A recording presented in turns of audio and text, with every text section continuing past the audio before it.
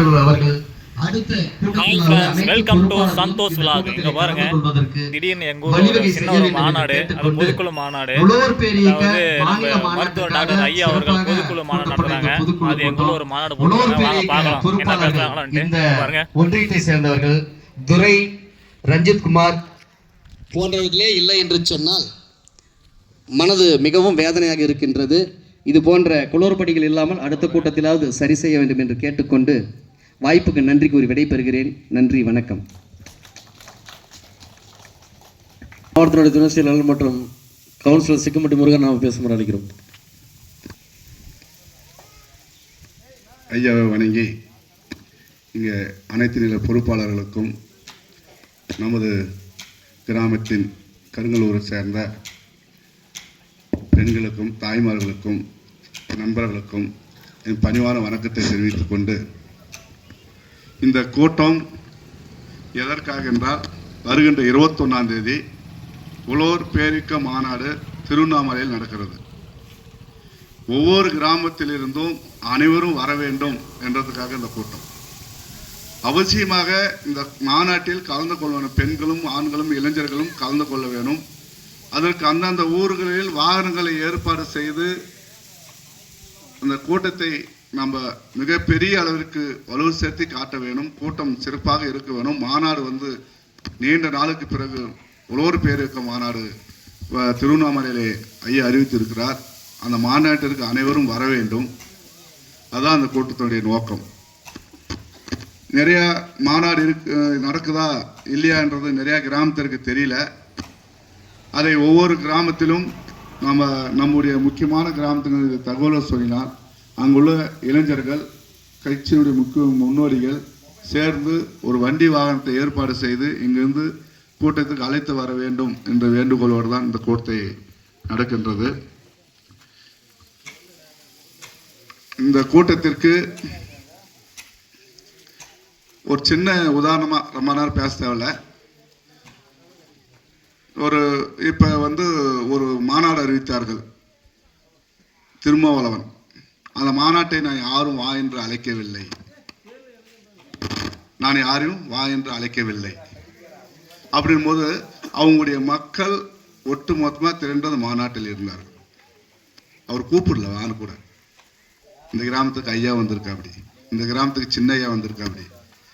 ஆனால் சிலர்லாம் எந்த கிராமத்திற்குமே வந்ததில்லை.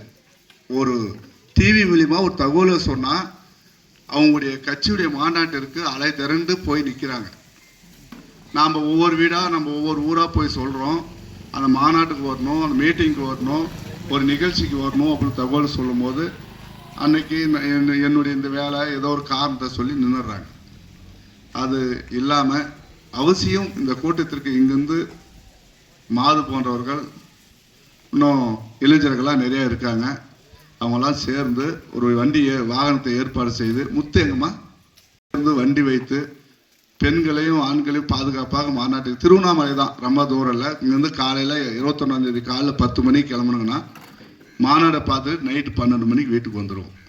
ரொம்ப காலையில் ஆடு மாடெல்லாம் பிடிச்சி கட்டி பால் கறந்துட்டு போனோன்னா ஒரு நேரம் அதற்கு ஒரு வீட்டில் இருக்கிறவங்க பார்த்து சொல்லிட்டு அவசியம் போயிட்டு வந்துடலாம். நம்ம ஆளுங்க எல்லாருமே தவிக்கிற காரணம் என்னென்னா, நாங்கள் என்ன போனால் மாடு பிடிச்சி கட்ட முடியல, ஆடு மேய்க்கணும், நாங்கள் ஓட்டு போடுறோமே. என்ன கேட்குறீங்க?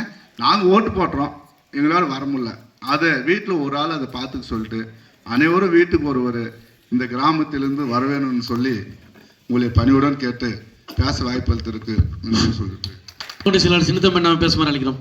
தருமபுரி கிழக்கு மாவட்டம் தருமபுரி தென்கிழக்கு ஒன்றிய பொதுக்குழு கூட்டத்திற்கு வருகை தந்திருக்கும் மாவட்ட செயலாளர் உள்ளிட்ட கருங்கல் கிராமத்தைச் சேர்ந்த தாய்மார்கள் பெரியவர்கள் அனைவருக்கும் தருமபுரி வடக்கு ஒன்றியத்தின் சார்பாக என் மதிய வணக்கத்தை தெரிவித்துக் கொள்கிறேன். இந்த பொதுக்குழுவினுடைய நோக்கம் ஒரு உழவர் பேரியக்கத்துடைய மாவட்ட செயலாளர் சொன்னார், திருவண்ணாமலையில் விவசாயிகளுடைய மாநில மாநாடு. உழவர் பேரியக்கம்னு சொல்றாங்க, ஆனால் விவசாயிகளுடைய மாநில மாநாடு. விவசாயிகள் எந்த அளவுக்கு இந்த அரசாங்கத்தால் பாதிக்கப்படுகிறார்கள் என்ற அவல நிலையை ஒரு சிலதை நாங்கள் சொல்லுவோம், மற்றெல்லாம் ஐயா அங்கே சொல்லுவார், அதெல்லாம் நம்ம தெரிஞ்சுக்கலாம். ஒரு உதாரணத்துக்கு சொல்ல போனோம்னா, இப்போ தண்ணி ரொம்ப அவசியம். மழை வரலன்னா ரொம்ப வறட்சி நம்ம என்ன பண்ணுறோம், தண்ணி இல்லைன்னு குடத்தை தூக்கிட்டு போய் ரோட்டில் வச்சுன்னு போராடுறோம், தண்ணி இல்லைன்னு போராடுறோம். சரி, நல்ல மழை பெய்யுது, மழை பெய்யும் போது என்ன பண்ணுது, எல்லாத்தையும் அடிச்சுன்னு போயிடுது. அப்போ நம்ம பண்ண விவசாயம் எல்லாம் அழிஞ்சு போயிடுதுன்னு சொல்லி என்ன பண்ணுறோம், மறுபடியும் ரோட்டுக்கு போய் நம்ம போராட்டம் பண்ணுறோம். அப்போ தண்ணி இல்லைனாலும் போராட்டம் பண்ணுறோம், தண்ணி மழை வந்தாலும் அழிஞ்சிருச்சேன்னு போராட்டம் பண்ணுறோம். இதுக்கு என்ன தீர்வு?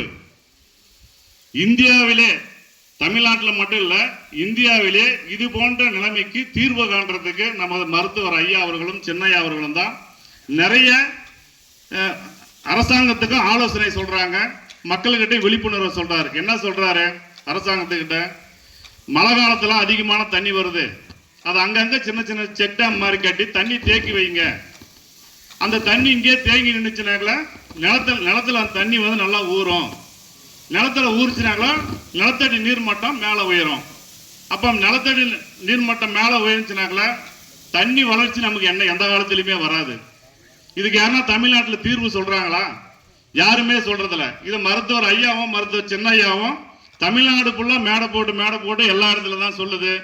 நாமளும் வந்து ரோட்ல உட்காந்து போராட்டம் தான் பண்ணிட்டு இருக்கிறோம். ஆனா அரசாங்கம் அதுக்கு எதுக்குமே செவி சாய்க்கிறதில்ல. இப்ப நாம வந்து 10.5 எதுக்கு கேட்டிருக்கிறோம்? ஒரு உதாரணத்துக்காக சொல்றேன். 10.5 கேட்டோம்னாக்கல நம்ம சமுதாயத்தை பிள்ளைகள் வந்து படிக்கிறதுக்கோ வேலை வாய்ப்பு போறதுக்கோ அதுல வந்து அவங்களுக்கு நல்ல பலன் கிடைக்கின்றதுக்காக தான் அந்த போராட்டம் பண்றோம். இப்ப அதுக்கு வந்து கொடுக்கறதுக்கு அவங்க தயாரா இல்லை. ரெண்டாவது, இப்ப நீங்க எல்லாம் விவசாயம் பண்ணி ஒரு இங்க இருந்து ஒரு 5 கிலோமீட்டருக்கு ஒரு டவுன் பஸ்ல ஏதாவது ஒன்று அரைக்கி எடுத்துன்னு போறீங்க. ஒரு 10 கிலோ 15 கிலோ ஒரு ஆரியமோ சோளமோ எடுத்து ஒரு பஸ்ல ஏறினீங்கன்னா என்ன பண்றாங்க, லக்கேஜ் வாங்குறாங்க. நம்ம எடுத்துன்னு போறதே இருக்கிறதே அதான் இருக்கும். அதை எடுத்துட்டு நாம போவோம் அரைக்கிறதுக்கே அவன் 20 ரூபா 30 ரூபா கேட்குவானே, அதுக்கே 10 ரூபா கம்மியாக்குதுன்னு சொல்லி நம்ம தூக்கின்னு பஸ்ல போயிட்டு இருக்கோம். அதுக்கு அவன் லக்கேஜ் கூட இல்லைன்னா கீழே இருங்கன்றான். இது எல்லாருக்கும் நடக்குது தானே. ஆனா ஒரு உதாரணம் சொல்றேன் பாத்துங்க. திமுக கவர்மெண்ட்ல கலைஞர் ஆட்சியில் இருக்கிறாரு.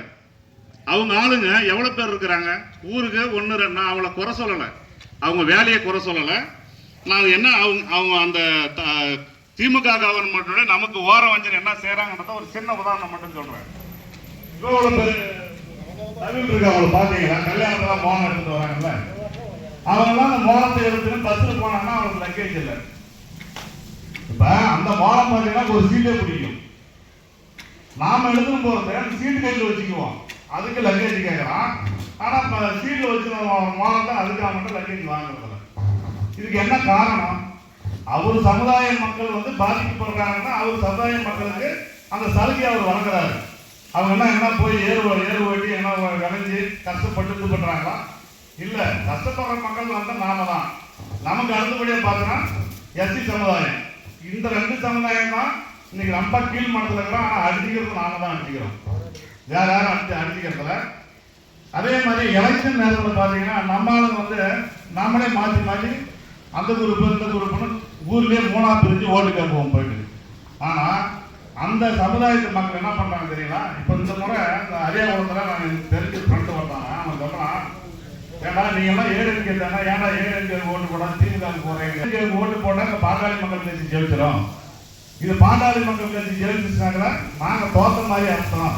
இந்த எலெக்ஷனே வந்து பறையரா மன்னியரா அப்படின்னு இருக்குது. அதனாலதான் நாங்களாம் திமுகவுக்கு போறோம்ன்றான். ஒட்டு மொத்தமா ஒன்னாவது சேர்ந்து திமுகவுக்கு போறோம். என்னங்க இங்க நாம தோக்கணும். அவனுக்கு அந்த வெறி இருக்கு, நமக்கு அந்த வெறி இல்லை.